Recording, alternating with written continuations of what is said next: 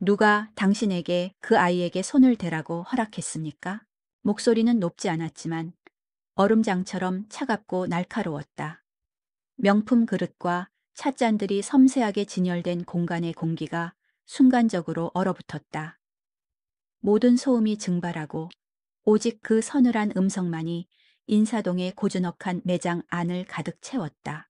고개를 푹 숙인 채 어깨를 떨고 있던 한지우는 그 목소리에 반사적으로 고개를 들었다. 시야에 들어온 것은 값비싼 재킷과 정갈한 실크 블라우스를 입은 한 중년 여성이었다. 화려하게 치장하지 않았음에도 불구하고 그녀의 걸음걸이와 꼿꼿한 자세, 그리고 깊이를 알 수 없는 눈빛에서는 범접할 수 없는 위엄이 흘러나왔다. 방금 전까지 지우를 향해 날선 비난을 퍼붓던 최 부장의 얼굴이 당황으로 굳어졌다.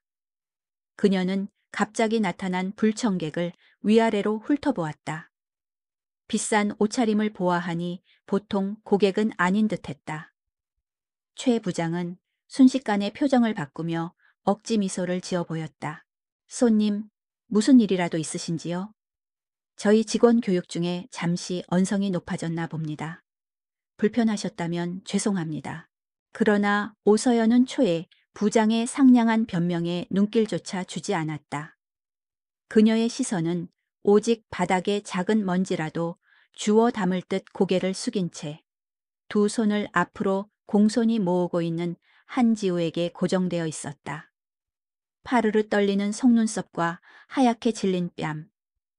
그 모습이 서연의 심장을 무겁게 내리눌렀다. 서연은 천천히 한 걸음 더 다가섰다. 또각 하고 울리는 구두 소리가 매장 전체의 침묵을 더욱 무겁게 만들었다. 교육이라고 했습니까? 서연이 되물었다. 모든 손님이 오가는 이 열린 공간에서 한 직원의 인격을 모독하는 것이 이 매장의 교육 방침인가요? 그녀의 말에는 가시가 돋쳐 있었다. 최 부장의 얼굴에서 미소가 사라졌다. 다른 직원들은 일제히 하던 일을 멈추고 숨을 죽인 채 이 예측 불가능한 상황을 지켜볼 뿐이었다. 그날 아침 모든 것이 시작되기 몇 시간 전 오서연의 하루는 언제나처럼 기계적인 정확함으로 시작되었다. 오전 6시 정각 강남의 초고층 주상복합 아파트 60층에 위치한 그녀의 펜트하우스는 거대한 통유리창 너머로 서울의 스카이라인을 한눈에 담고 있었다. 설정된 시간에 맞춰 암막 커튼이 소리 없이 양쪽으로 열리자 이제 막 잠에서 깨어나는 도시의 잿빛 풍경이 파노라마처럼 펼쳐졌다. 서연은 침대에서 일어나 군더더기 없는 동작으로 욕실로 향했다. 그녀의 집에는 불필요한 장식품이 없었다. 모든 가구는 최고급 이탈리아 브랜드였지만 그곳에는 생활의 흔적이나 온기가 거의 느껴지지 않았다. 마치 잘 꾸며진 모델하우스 같았다. 남편과 이혼하고 아들 민준을 떠나보낸 지 20년이 넘는 세월 동안 이 집은 그녀에게 성공의 상징이자 동시에 완벽한 고독의 요새였다. 샤워를 마친 그녀는 실크 가운을 걸친 채 주방으로 가 에스프레소 머신에서 진한 커피를 내렸다. 커피 향이 넓은 거실을 채웠지만 그 향기를 함께 나눌 사람은 아무도 없었다. 식탁에는 언제나 그녀의 자리 하나만이 준비되어 있었다. 그녀는 커피를 마시며 태블릿 PC를 켰다. 밤사이 뉴욕과 런던 증시의 마감 현황, 그녀가 운영하는 투자펀드의 수익률 보고서, 그리고 수십 통의 업무 관련 이메일이 화면을 가득 메웠다. 그녀의 눈은 놀라울 정도로 빠르고 정확하게 정보를 훑어내렸다. 감정의 동요 없이 오직 이성과 논리로 움직이는 것. 그것이 오서연이 대한민국 금융계에서 가장 영향력 있는 여성 중 한 명으로 살아남은 방식이었다. 한창 보고서에 집중하고 있을 때 스마트폰이 짧게 진동했다. 업무용 연락이 아닌 개인용 번호였다. 화면에 뜬 이름은 박민준. 그녀의 하나뿐인 아들이었다. 서연의 손가락이 순간 멈칫했다. 아들은 용건이 없으면 먼저 연락하는 법이 거의 없었다. 무슨 일이라도 있는 걸까? 아주 잠깐의 망설임 끝에 그녀는 메시지를 열었다. 메시지는 짧았다. 어머니 잘 지내시죠? 지우 씨 사진이에요. 그리고 그 아래에는 사진 한 장이 첨부되어 있었다. 사진 속에는 한 젊은 여자가 작은 카페의 창가에 앉아 햇살을 받으며 환하게 웃고 있었다. 화장기 없는 수수한 얼굴, 꾸밈 없는 소박한 옷차림이었지만 그 미소만큼은 더없이 맑고 따뜻해 보였다. 그녀의 며느리 한지우였다. 서연은 사진을 가만히 들여다보았다. 몇 달 전 아들은 결혼하겠다며 여자를 소개해 주겠다고 했었다. 하지만 중요한 해외 계약 건으로 눈코 뜰 새 없이 바빴던 그녀는 시간이 없으니 나중에 보자 고 말하며 거액의 축의금을 보내는 것으로 어머니의 도리를 다했다고 생각했다. 결혼식에도 결국 참석하지 못했다. 아니, 어쩌면 참석하지 않은 것일지도 몰랐다. 이혼 후 서먹해진 아들의 가장 중요한 순간에 자신이 어떤 표정으로 서 있어야 할지 알 수 없었기 때문이었다. 그래서 그녀는 며느리의 얼굴을 이렇게 사진으로 처음 마주했다. 화면 속의 여자는 그녀가 살아온 세계와는 너무나도 다른 종류의 사람이었다. 서연의 세계가 치열한 경쟁과 냉정한 숫자로 이루어져 있다면 며느리의 미소는 경쟁도 계산도 없는 어느 평화로운 오후의 햇살 같았다. 사진 속 지우의 눈은 반달처럼 예쁘게 휘어져 있었다. 그 눈을 보고 있자니 서연은 까마득하게 잊고 지냈던 기억 한 조각을 떠올렸다. 아주 어릴 적 아들 민준이도 저렇게 웃곤 했다. 유치원에서 그림상을 받아왔을 때, 그녀가 큰맘 먹고 사준 로봇 장난감을 품에 안았을 때, 그러나 언제부터였을까? 아들의 얼굴에서 저런 순수한 웃음이 사라진 것이 아마도 그녀와 남편의 불화가 깊어지고 집안의 웃음소리 대신 싸늘한 침묵이 흐르기 시작했을 때부터였을 것이다. 서연은 사진을 확대해 지우의 얼굴을 더 자세히 뜯어보았다. 착하고 순해 보이는 인상이었다. 저런 아이가 과연 제 아들 옆에서 행복할 수 있을까? 제 아들은 자신을 닮아 감정 표현에 서툴고 무심한 구석이 있는 아이인데, 그리고 저 아이는 자신 같은 시어머니를 어떻게 생각할까? 복잡한 상념이 머릿속을 스쳐 지나갔다. 그녀는 답장을 보내야 한다는 것을 알았지만 무슨 말을 써야 할지 몰랐다. 예쁘구나 라고 보내기엔 너무 살갑게 구는 것 같아 어색했고, 알았다고 보내기엔 너무 무심해 보였다.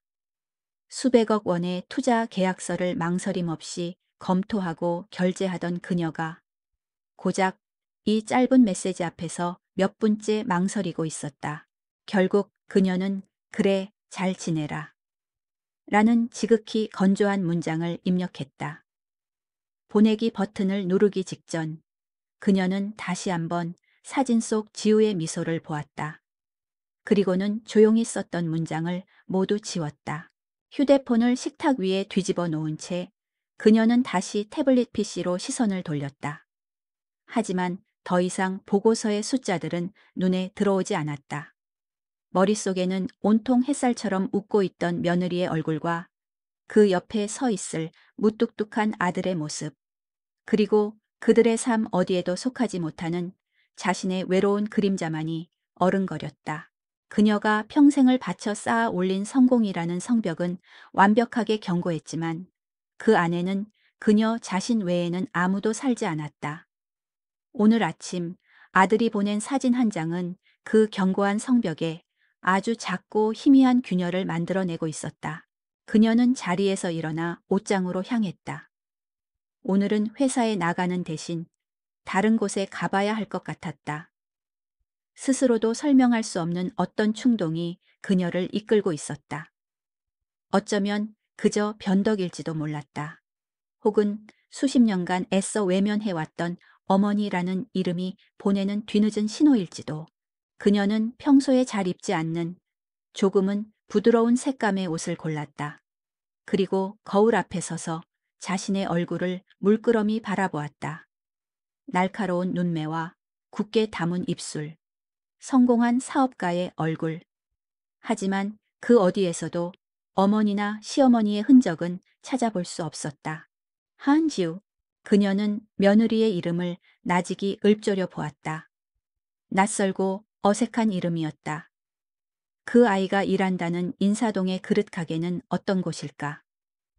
그리고 그곳에서 그 아이는 어떤 얼굴로 하루를 보내고 있을까? 사진 속의 그 미소처럼 정말로 행복하게 웃고 있을까? 알 수 없는 질문들이 꼬리에 꼬리를 물었다. 그리고 그 질문들에 대한 답을 찾기 위해 오서연은 처음으로 자신의 성벽을 나와 세상 속으로, 며느리라는 미지의 세계로 발을 내딛기로 결심했다. 그것이 오늘 하루를 이토록 예측 불가능한 방향으로 이끌게 될 줄은 그 순간에 그녀는 전혀 알지 못했다. 오서연은 현관문 앞에서 잠시 걸음을 멈췄다. 최고급 가죽으로 만들어진 토트백과 완벽하게 다려진 트렌치코트. 모든 것이 외출을 위해 준비되었지만 그녀의 발은 쉽사리 떨어지지 않았다. 머릿속에서는 여전히 아들이 보낸 사진 속 며느리의 해사한 미소가 맴돌고 있었다. 그 미소는 마치 그녀의 통제된 세상에 떨어진 이질적인 물감 한 방울 같아서 자꾸만 신경이 쓰이고 마음을 흐트러뜨렸다. 결국 그녀는 들고 있던 가방을 소파 위에 내려놓고 집 안 깊숙한 곳으로 발걸음을 옮겼다. 그녀의 펜트하우스에는 여러 개의 방이 있었지만 대부분은 손님용이거나 비어 있었다. 그녀가 향한 곳은 가장 안쪽에 위치한 창고나 다름없는 작은 방이었다. 그곳은 최첨단 보안 시스템과 미니멀리즘 인테리어로 꾸며진 이 집에서 유일하게 시간이 멈춘 듯한 공간이었다. 방문은 뻑뻑한 소리를 내며 열렸다. 안에는 계절이 지난 옷가지와 거의 사용하지 않는 운동기구, 그리고 이사 올 때 가져왔지만 풀지 않은 몇 개의 상자들이 먼지를 뒤집어 쓴 채 쌓여 있었다. 그녀는 망설임 없이 방의 가장 구석으로 걸어갔다. 그리고는 다른 상자들 아래에 깔려 거의 보이지 않던 낡은 오동나무 상자 하나를 조심스럽게 꺼냈다. 상자는 그리 크지 않았지만 묵직했다. 화려한 장식 하나 없는 투박한 모양새였지만 습기와 해충에 강해 예로부터 귀한 물건을 보관하는 데 쓰이던 나무였다. 서연은 마른 천으로 상자 위에 수북이 쌓인 먼지를 닦아냈다. 그녀의 매끄러운 손톱과 낡은 나무 상자의 질감이 어색한 대조를 이루었다. 그녀는 상자를 들고 거실로 나왔다. 차가운 대리석 바닥에 상자를 내려놓는 소리가 유난히 크게 울렸다. 그녀는 소파에 앉는 대신 상자 앞에 쪼그려 앉았다. 마치 성스러운 의식을 치르는 사람처럼 그녀는 천천히 상자의 뚜껑을 열었다. 훅 하고 낡은 종이와 마른 나무 냄새가 올라왔다. 그녀가 수십 년 동안 봉인해 두었던 과거의 냄새였다. 상자 안에는 그녀의 아들 박민준의 유년 시절이 담겨 있었다. 가장 먼저 눈에 들어온 것은 누렇게 변색된 도화지 한 장이었다. 크레용으로 그린 삐뚤빼뚤한 그림. 그림 속에는 세 사람이 손을 잡고 있었다. 커다란 몸집에 과장된 미소를 짓고 있는 여자는 분명 자신이었다. 그 옆에 작은 아이가 매달려 있었고 다른 한쪽에는 아빠로 보이는 남자의 형체가 그려져 있다가 검은색 크레용으로 거칠게 지워져 있었다. 순간 서연의 눈앞에 그날의 풍경이 스쳐 지나갔다. 6살 민준이가 유치원에서 돌아와 신이 나서 이 그림을 내밀던 모습. 엄마, 나 상 받았어. 선생님이 우리 가족이 제일 행복해 보인대. 아이는 아빠의 자리를 지워버린 이유에 대해 아무 말도 하지 않았다. 그저 엄마와 단둘이 있는 것이 가장 행복하다고. 그렇게 믿고 싶은 아이의 작은 소망이 담긴 그림이었다. 그때의 자신은 너무 바쁘고 지쳐 있었다. 남편과의 이혼 소송이 막바지에 다다랐을 때였다. 그녀는 아이의 그림을 받아들고 기계적으로 머리를 쓰다듬으며 우리 아들 잘했네 라고 말해 주었을 뿐 그림 속에 담긴 아이의 절박한 외침을 제대로 들여다보지 못했다. 그녀는 그림을 조심스럽게 내려놓고 상자 안을 더 깊이 들여다보았다. 작은 벨벳 주머니가 손에 잡혔다. 주머니를 열자 작고 하얀 유치, 루치 하나가 모습을 드러냈다. 민준이의 첫 전니였다. 이가 빠졌다며 울먹이면서도 신기해하던 아들의 얼굴이 떠올랐다. 그녀는 그 작은 이를 받아들고 이제 우리 민준이 진짜 어른 되는 거네 라며 호들갑을 떨었었다. 그때만 해도 아들의 세상은 온전히 그녀를 중심으로 돌아가고 있었다. 아들은 그녀의 모든 것이었고 그녀 또한 아들의 유일한 우주였다. 하지만 그 우주는 오래가지 못했다. 이혼 후 그녀는 생계를 위해 그리고 지독한 패배감에서 벗어나기 위해 일에 미친 듯이 매달렸다. 증권사의 말단 사원으로 시작해 남자 동료들과의 경쟁에서 살아남기 위해 하루 4시간 이상 자본 적이 없었다. 그녀가 승진을 거듭하며 성공 가도를 달리는 동안 아들은 점점 더 외로워졌다. 할머니 손에 맡겨진 아이는 말이 없어지고 내성적으로 변해갔다. 그녀는 주말에만 겨우 아들을 볼 수 있었고 그마저도 피곤에 지쳐 잠으로 시간을 보내거나 업무 전화를 붙들고 있기 일쑤였다. 상자 속에서 초등학교 성적표 한 뭉치가 나왔다. 수와 우가 가득한 우수한 성적.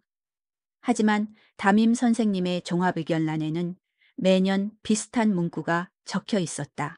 민준이는 영리하고 착하지만 자신을 표현하는데 서툽니다. 친구들과 잘 어울리지 못하고 혼자 있는 시간이 많습니다. 가정에서 더 많은 대화와 따뜻한 관심이 필요합니다. 서연은 학부모 총회에 단 한 번도 가본 적이 없었다. 언제나 중요한 회의나 해외 출장과 겹쳤다. 그녀는 그것이 어쩔 수 없는 일이라고 아들의 미래를 위해 지금 자신이 희생하고 있는 것이라고 스스로를 위로했다. 그녀는 아이에게 최고급 학원과 과외를 붙여주는 것으로 부모의 책임을 다하고 있다고 믿었다.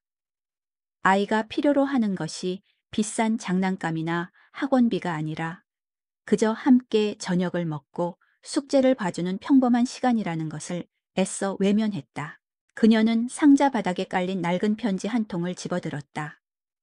중학생이 된 민준이가 수학 여행지에서 보낸 편지였다. 또박또박 눌러 쓴 글씨체에는 어른스러워지려는 아이의 노력이 엿보였다. 어머니께. 저는 지금 경주에 와 있습니다. 친구들과 불국사에도 가고 석굴암도 봤습니다. 밤에 친구들은 다들 부모님과 통화하는데 어머니는 바쁘실 것 같아 편지를 씁니다. 여기 날씨는 좋습니다. 어머니도 건강 잘 챙기시고 너무 무리하지 마세요. 그럼 이만 줄이겠습니다. 아들 민준 올림. 편지는 지극히 사무적이었다. 보고 싶다는 말도 사랑한다는 말도 없었다. 오직 어머니는 바쁘실 것이라는 어린아이가 너무 일찍부터 깨달아버린 현실에 대한 체념만이 담겨 있었다. 서연은 이 편지를 받았을 때 대견하다고 생각했다. 철이 일찍 든 아들이 고맙다고 생각했다. 하지만 지금 다시 읽어보니 그 행간에는 엄마를 그리워하면서도 차마 다가가지 못하는 아이의 쓸쓸한 마음이 절절하게 배어 있었다. 오서연은 상자 뚜껑을 닫았다. 더 이상은 볼 자신이 없었다. 그녀는 자신이 얼마나 이기적인 엄마였는지를 성공이라는 이름 아래 아들에게 얼마나 큰 상처를 주었는지를 비로소 마주하게 되었다. 그녀는 돈으로 모든 것을 해결할 수 있다고 믿었다. 좋은 집, 좋은 옷, 최고의 교육. 그것이 그녀가 아들에게 줄 수 있는 최선의 사랑이라고 생각했다. 그러나 그녀가 준 것은 차가운 돈이었고 아이가 원했던 것은 따뜻한 손길이었다. 그녀는 무릎을 끌어안고 차가운 대리석 바닥에 주저앉았다. 수십 년 만에 처음으로 느껴보는 깊은 무력감이었다. 주식시장의 폭락에도 수천억 원의 손실 위기 앞에서도 눈 하나 깜짝하지 않던 그녀였지만 이 낡은 오동나무 상자 앞에서 그녀는 완전히 무너져 내렸다. 그때 다시 한번 며느리 한지우의 얼굴이 떠올랐다. 꾸밈 없고 순수하고 따뜻한 미소. 아들은 자신에게서 결코 얻을 수 없었던 온기를 저 아이에게서 찾았던 것이다. 자신과는 정반대의 사람을 사랑하게 된 것이다. 그 사실이 서연의 가슴을 아프게 찔렀다. 그것은 며느리에 대한 질투가 아니었다. 아들의 선택을 통해 자신의 실패를 확인하게 된 것에 대한 처절한 슬픔이었다. 그리고 아주 희미하게 고마운 마음 같은 것도 피어올랐다. 저런 아이라면 상처투성이인 내 아들의 곁을 묵묵히 지켜줄지도 모르겠다는 막연한 기대감. 오서연은 자리에서 일어났다. 그녀의 눈은 붉게 충혈되어 있었지만 눈물은 흐르지 않았다. 우는 법을 잊은 지 오래였다. 그녀는 더 이상 망설이지 않았다. 그녀는 이제 그 아이를 만나러 가야 했다. 단순히 며느리라는 이름의 낯선 타인을 확인하기 위해서가 아니었다. 자신이 망가뜨린 아들의 삶에 뒤늦게나마 속죄하기 위해서, 그리고 어쩌면 텅 비어버린 자신의 삶을 구원해줄 마지막 기회일지도 모른다는 절박함 때문이었다. 그녀는 옷장으로 가 가장 부드럽고 온화해 보이는 옷으로 갈아입었다. 날카로운 인상을 주는 액세서리는 모두 빼고 머리를 단정하게 묶었다. 거울에 비친 자신의 모습이 여전히 낯설었지만 상관없었다. 오늘은 성공한 사업가 오서연이 아니라 그저 하나이의 어머니, 그리고 또 다른 하나이의 시어머니로 길을 나서는 날이었다. 오서연은 10년 넘게 운전대를 직접 잡아본 적이 없었다. 그녀의 이동은 언제나 과묵한 운전기사가 모는 검은색 세단 뒷좌석에서 이루어졌다. 차 안에서 그녀는 전화를 하거나 서류를 검토했다. 창밖의 풍경은 그녀에게 아무런 의미도 없는 그저 스쳐 지나가는 배경일 뿐이었다.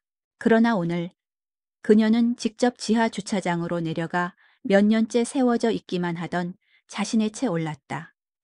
익숙하면서도 낯선 가죽 시트의 감촉과 혼자 감당하기에는 너무 넓게 느껴지는 운전석이 어색했다. 그녀가 가야 할 곳은 금융의 심장부인 여의도나 테헤란로가 아니었다. 내비게이션에 인사동이라는 세 글자를 입력하는 그녀의 손가락이 미세하게 떨렸다. 강남의 넓고 직선적인 도로를 빠져나와 한강의 다리를 건널 때 서연은 비로소 창밖의 풍경을 제대로 마주했다. 빽빽한 아파트 숲과 거대한 빌딩들이 강 저편으로 멀어져 갔다. 강북으로 진입하자 풍경은 확연히 달라졌다. 도로의 폭이 좁아지고 건물의 높이가 낮아졌다. 오래된 상점과 비좁은 골목들이 나타나기 시작했다. 마치 시간의 흐름이 다른 두 개의 도시를 건너가는 듯한 기분이었다. 인사동 초입의 공영 주차장에 차를 세운 그녀는 차에서 내렸다. 세련된 강남의 공기와는 다른 묵은 종이 냄새와 달콤한 길거리 음식 냄새, 그리고 흙먼지가 뒤섞인 공기가 훅 끼쳐왔다.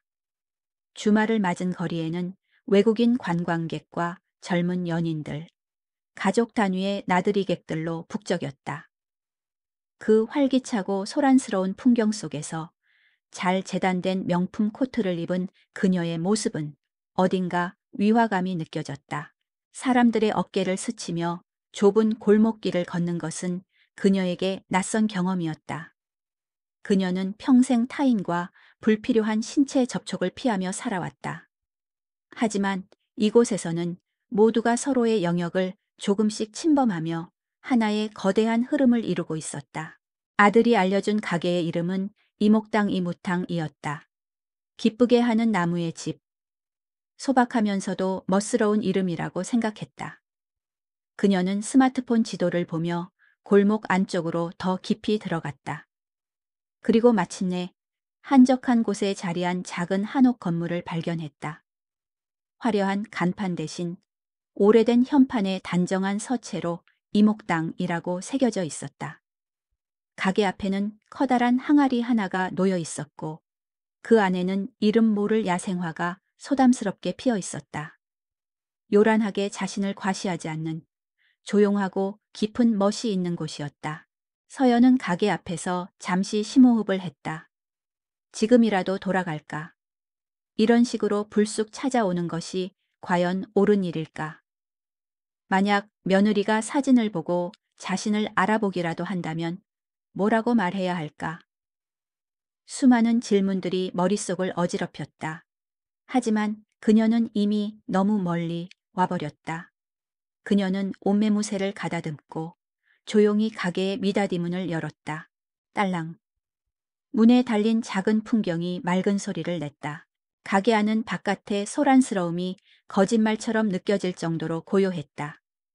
은은한 조명 아래 다양한 형태와 빛깔의 도자기들이 저마다의 자태를 뽐내고 있었다.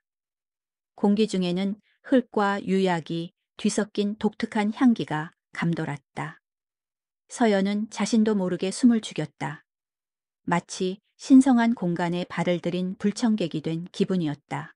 그리고 그곳에 그녀가 있었다. 창가에서 들어오는 부드러운 햇살을 받으며 한 여자가 진열장의 작은 찻잔들을 정성스럽게 닦고 있었다. 베이지색 리넨 앞치마를 두른 사진 속에서 막 걸어 나온 듯한 모습. 한지우였다. 그녀는 고개를 숙이고 일에 집중하고 있어서 서연이 들어온 것을 눈치채지 못한 듯 했다. 그 고요하고 성실한 뒷모습에서 서연은 어쩐지 눈을 뗄 수가 없었다. 서연은 최대한 자연스럽게 행동하기로 마음먹었다. 그녀는 까다로운 안목을 가진 부유한 고객처럼 천천히 가게 안을 둘러보기 시작했다. 청자, 백자, 분청사기. 작품 하나하나가 단순한 그릇이 아니라 작가의 혼이 담긴 예술품이었다.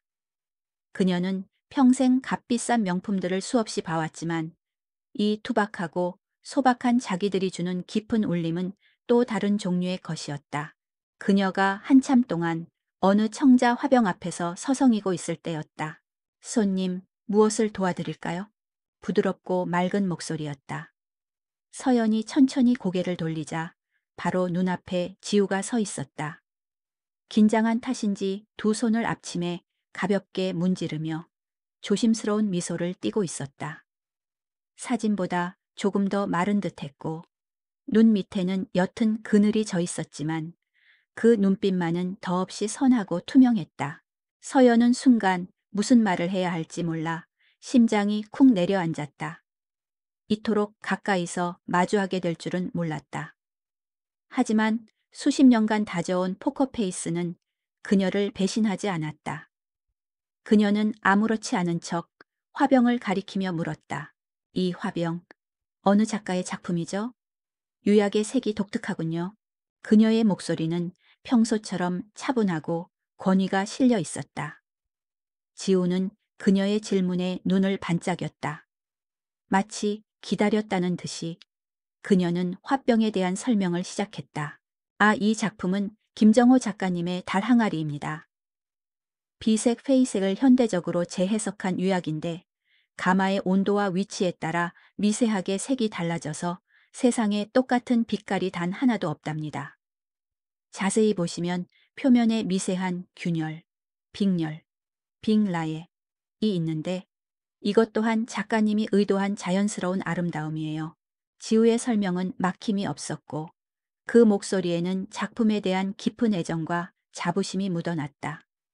그녀는 단순히 외워서 말하는 것이 아니었다. 진심으로 이 일을 사랑하고 있었다. 서연은 까다로운 질문을 몇 개 더 던졌다. 제작 기법이나 작가의 철학에 대해서도 물었다. 지우는 당황하는 기색 없이 아는 만큼 성심성의껏 대답했다.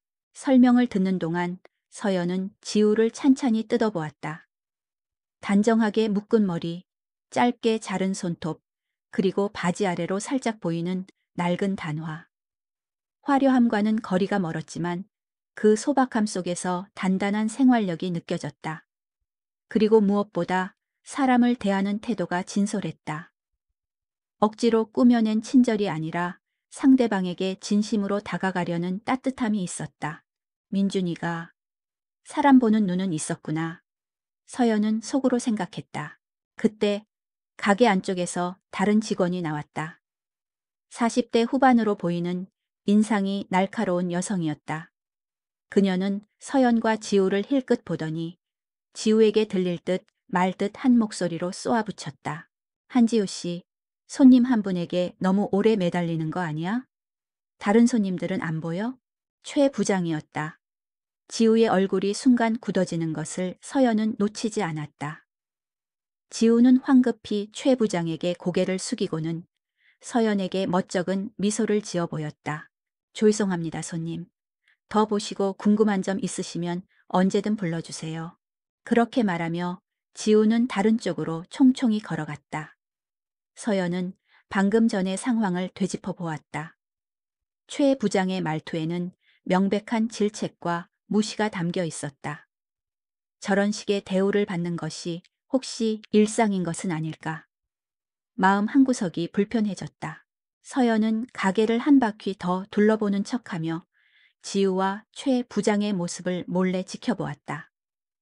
최 부장은 계속해서 지우의 행동 하나하나를 감시하듯 날카로운 눈으로 쫓고 있었고 지우는 그 시선 아래에서 눈에 띄게 위축되어 있었다.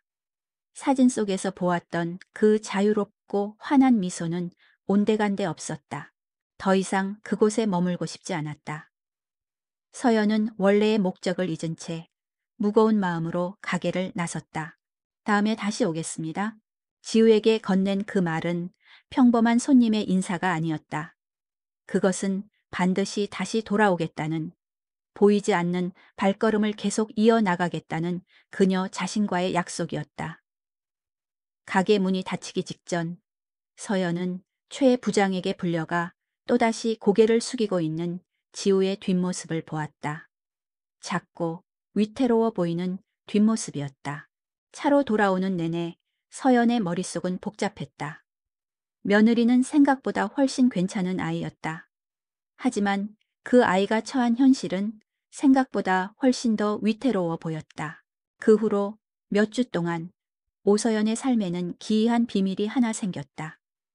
일주일에 두세 번 그녀는 약속이라도 한 듯 인사동의 이목당을 찾았다. 그녀는 자신의 정체를 숨기기 위해 매번 다른 스타일의 옷을 입고 다른 시간대의 가게를 방문했다. 때로는 미술관 관장처럼 지적인 분위기를 풍겼고 때로는 일본인 관광객처럼 보이도록 수수한 차림을 하기도 했다. 그녀의 방문은 이제 더 이상 단순한 관찰이 아니었다.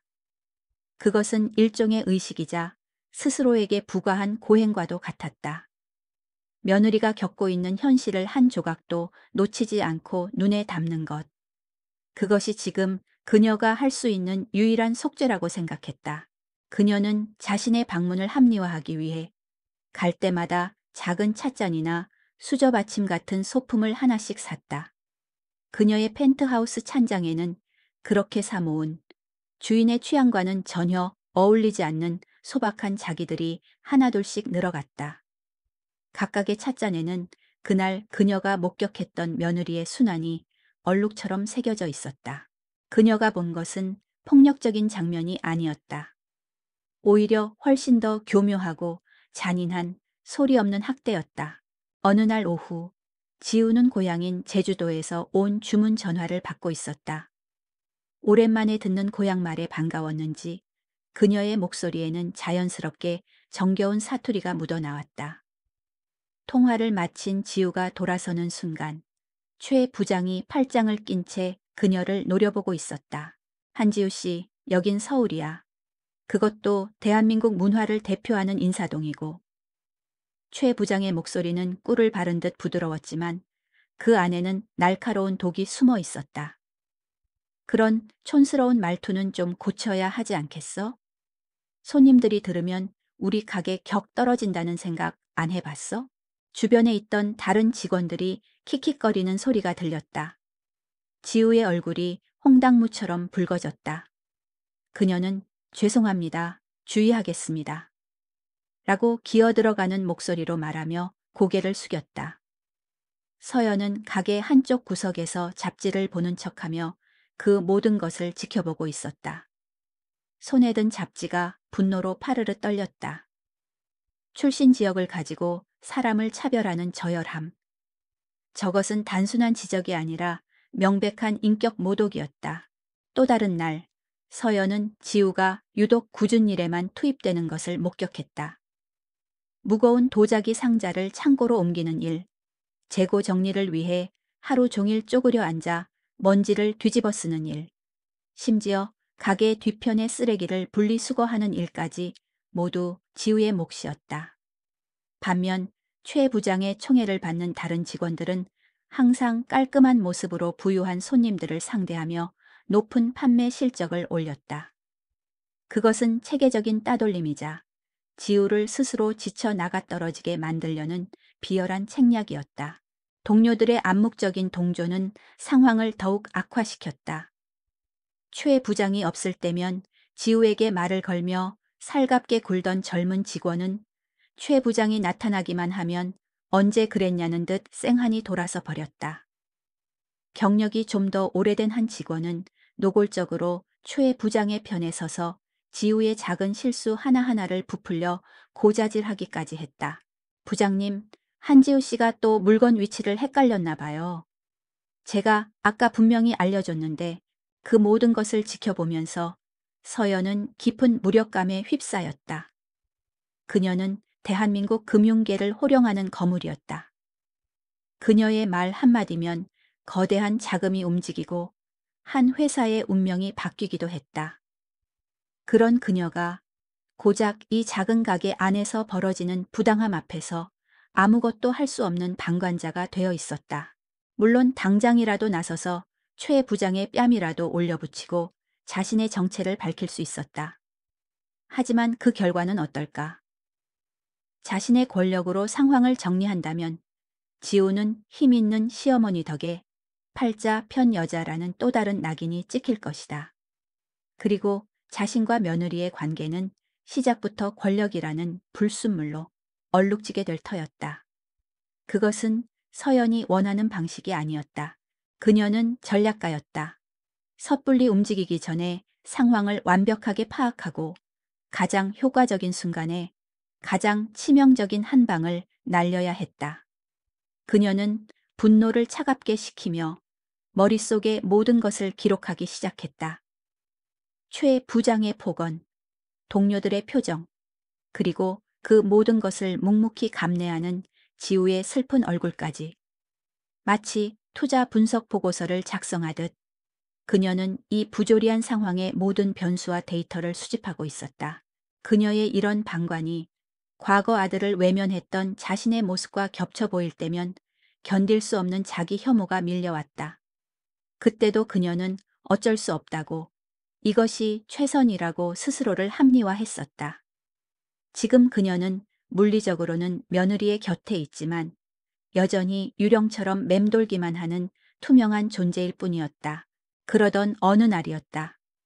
여느 때처럼 가게를 둘러보던 서연은 진열대 모서리에 부딪혀 들고 있던 만년필을 바닥에 떨어뜨렸다. 만년필이 대구르르 굴러 지우의 발치에 멈췄다. 그녀가 허리를 숙이기도 전에 지우가 먼저 몸을 낮춰 만년필을 주워들었다. 손님, 괜찮으세요? 조심하셔야죠. 지우는 부드러운 천으로 펜에 묻은 먼지를 꼼꼼히 닦아 서연에게 건넸다. 그리고 그 순간 두 사람의 눈이 정면으로 마주쳤다. 늘 슬픔과 피로가 서려 있던 지우의 눈에 아주 잠깐이지만 맑고 순수한 걱정의 빛이 떠올랐다.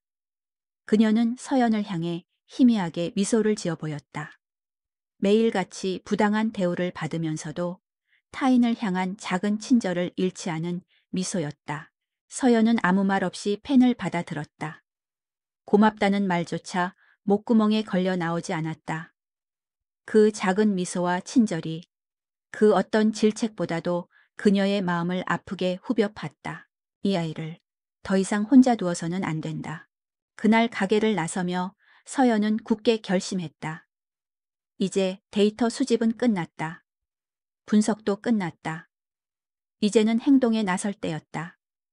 더 이상 방관자로서 보이지 않는 발걸음으로 맴돌지 않을 것이다. 그녀는 자신의 모든 것을 걸고 이 부당한 연극의 막을 내리기로 마음먹었다. 이제 무대 뒤에 숨어있던 유령이 모습을 드러낼 시간이 다가오고 있었다. 토요일 오후의 이목당은 평일과 달리 제법 붐볐다.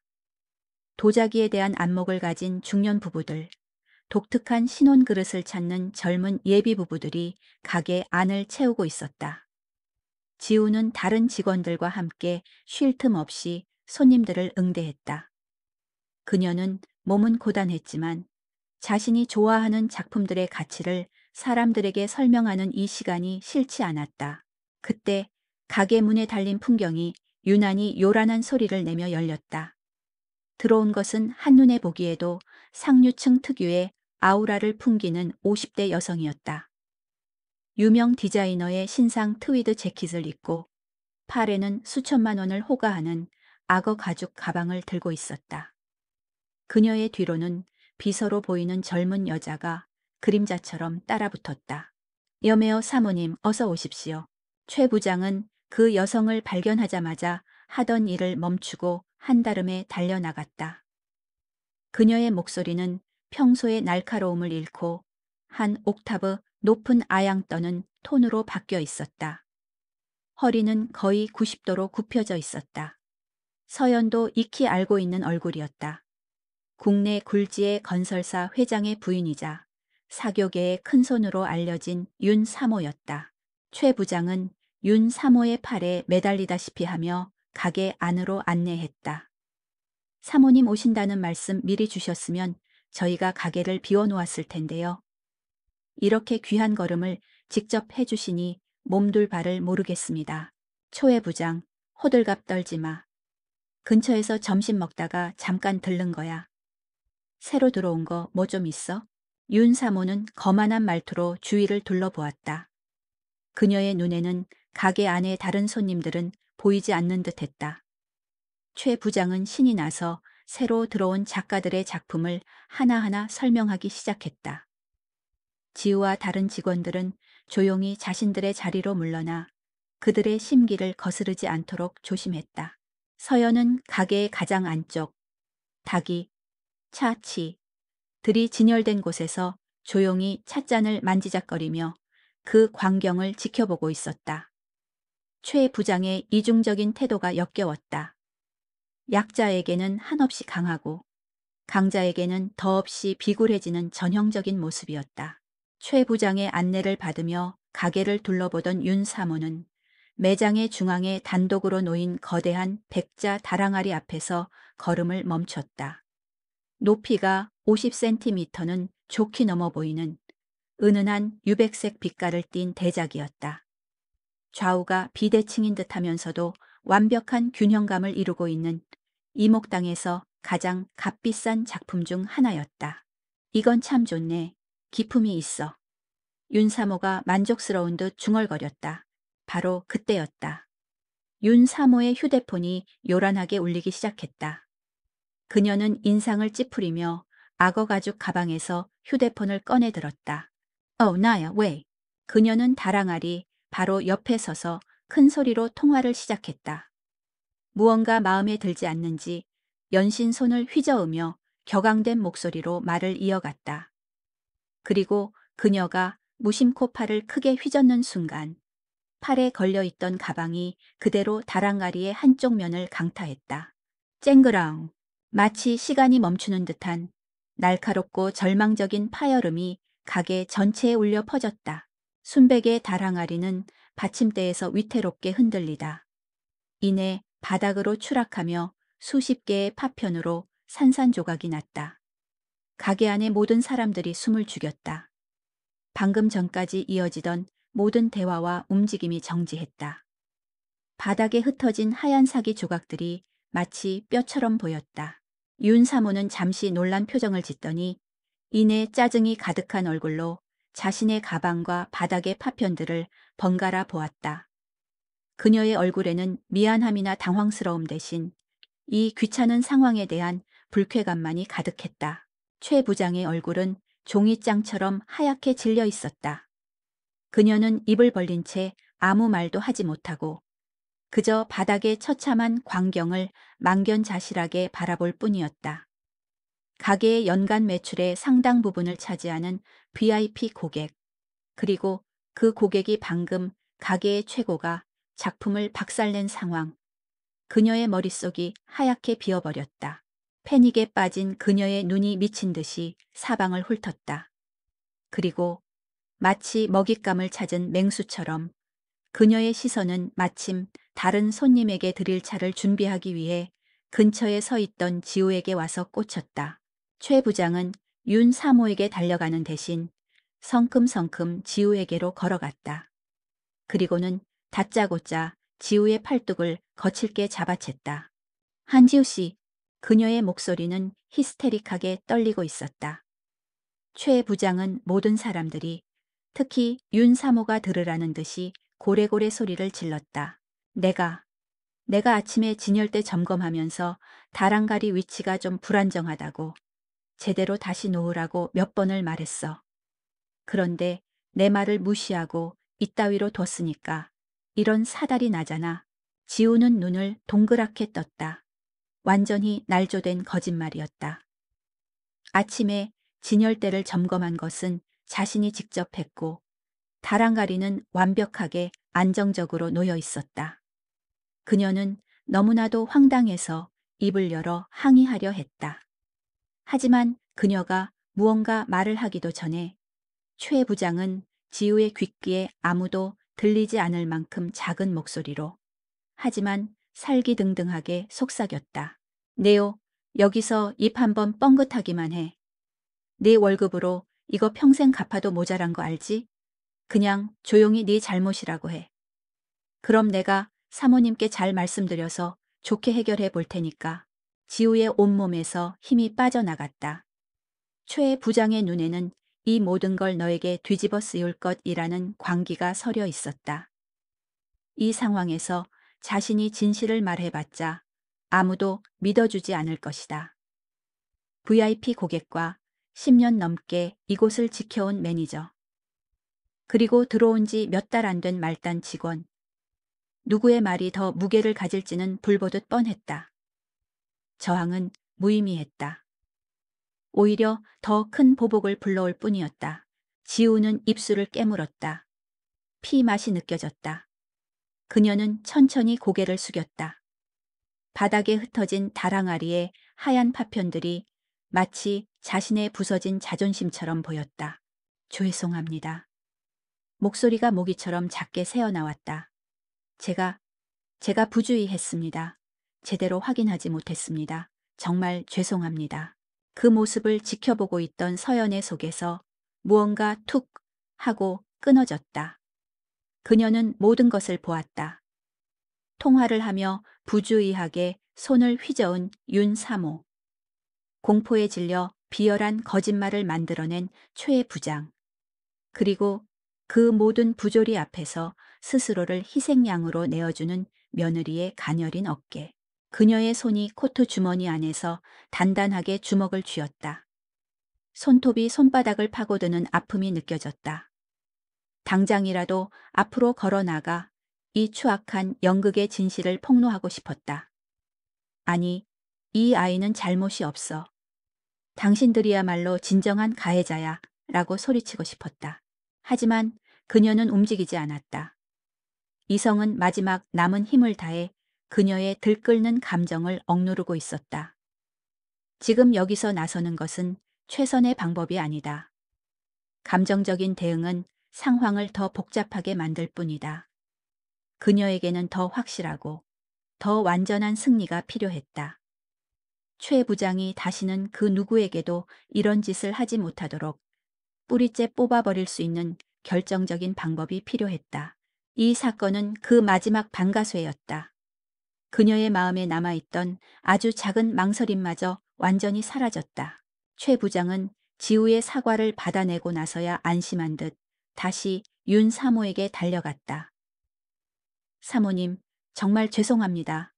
저희 신입 직원이 큰 실수를 했습니다. 사모님께서는 전혀 신경 쓰지 않으셔도 됩니다.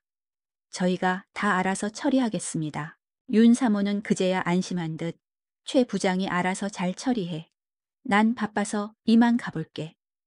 라며 미안하다는 말 한마디 없이 가게를 빠져나갔다. VP 고객이 사라지자 최 부장은 다시 악마 같은 얼굴로 지우에게 돌아왔다. 그녀는 분노로 일그러진 얼굴로 지우를 쏘아붙였다. 넌 오늘 여기 남아서 이 조각들 하나하나 다 내 손으로 치워. 그리고 심할서 쓸 준비해. 알았어? 서연은 조용히 자신이 들고 있던 찻잔을 계산대로 가져갔다. 그녀의 얼굴에는 아무런 표정도 없었다. 계산을 마친 그녀는 뒤도 돌아보지 않고 가게를 나섰다. 차가운 겨울 공기가 폐부 깊숙이 들어왔다. 하지만 그녀의 머리는 그 어느 때보다 차갑고 명료하게 움직이고 있었다. 그녀의 발걸음은 더 이상 망설이거나 방황하지 않았다. 그것은 명확한 목표를 향해 나아가는 조용하지만 단호한 발걸음이었다. 전쟁은 시작되었다. 그날 밤 오서연은 잠을 이루지 못했다. 그녀의 펜트하우스는 도시의 모든 소음이 차단된 완벽한 방음 공간이었지만 그녀의 귓게는 낮에 들었던 백자 다랑가리가 깨지는 소리가 끊임없이 메아리쳤다. 그리고 그 소리보다 더 선명하게 모든 것을 체념한 채 죄송합니다. 라고 속삭이던 며느리의 목소리가 심장을 헤집었다. 그녀는 침대에서 일어나 서재로 향했다. 거대한 책상 위에는 밤새 처리해야 할 서류들이 산더미처럼 쌓여 있었다. 평소 같았으면 복잡한 숫자를 들여다보며 머리를 식혔을 테지만 오늘은 아무것도 눈에 들어오지 않았다. 화면 속의 모든 그래프와 보고서들이 의미 없는 낙서처럼 보였다. 그녀가 평생을 바쳐 이룩한 부와 명예가 오늘 며느리가 겪은 부당함 앞에서는 아무런 힘도 되지 못하는 휴지 조각처럼 느껴졌다. 시간은 자정을 넘어가고 있었다. 창밖으로 보이는 서울의 야경은 보석처럼 화려했지만 그 불빛들은 그녀의 마음을 조금도 위로해주지 못했다. 오히려 저 수많은 불빛 아래에서 지금 이 순간에도 얼마나 많은 부조리가 일어나고 있을까? 얼마나 많은 사람들이 소리 없이 울고 있을까? 하는 생각에 가슴이 답답해져 왔다. 그녀는 충동적으로 스마트폰을 집어들었다. 그리고는 아들 박민준의 번호를 눌렀다. 무슨 말을 해야 할까? 네. 아내가 직장에서 몹쓸 취급을 당하고 있더구나 라고 직설적으로 말해야 할까? 아니면 오늘 내가 우연히 그 가게에 갔었는데 라며 애둘러 말해야 할까? 어떤 방식이든 아들과의 관계에 또 다른 균열을 만들 수 있었다. 모자 관계는 이미 수십 년 전에 금이 가기 시작해 지금은 겨우 위태롭게 이어져 있는 상태였다. 하지만 그녀는 알아야만 했다. 아들은 과연 이 모든 사실을 알고도 모른 척하는 것일까? 아니면 정말로 아무것도 모르는 것일까? 그것을 확인해야만 앞으로의 계획을 세울 수 있었다. 이것은 단지 며느리를 구하기 위한 싸움이 아니었다. 어쩌면 이것은 그녀가 아들을 이해할 수 있는 마지막 기회일지도 몰랐다. 신호음이 몇 번 울리고 잠에 잠긴 목소리가 들려왔다. 여보세요? 나다. 엄마, 이 시간에 웬일이세요? 무슨 일 있으세요? 아들의 목소리에는 놀라움과 걱정이 섞여 있었다. 하긴 그녀가 이렇게 한밤중에 전화를 건 것은 처음 있는 일이었다. 아니다. 별일은 아니고 그냥 잠이 안 와서 너랑 지우 씨는 잘 지내나 궁금해서 전화했다. 서연은 최대한 아무렇지 않은 척 평소에 무심한 톤을 유지하려 애썼다. 저희야 잘 지내죠. 엄마는요? 별일 없으시고요? 나는 괜찮다. 그런데 지우 씨는 요즘 어떠냐? 일은 할 만하다고 하더냐? 그녀는 조심스럽게 질문의 핵심으로 다가갔다. 전화기 저편에서 아들이 작게 하품하는 소리가 들렸다. 지우 씨요? 요즘 좀 피곤해하는 것 같기는 해요.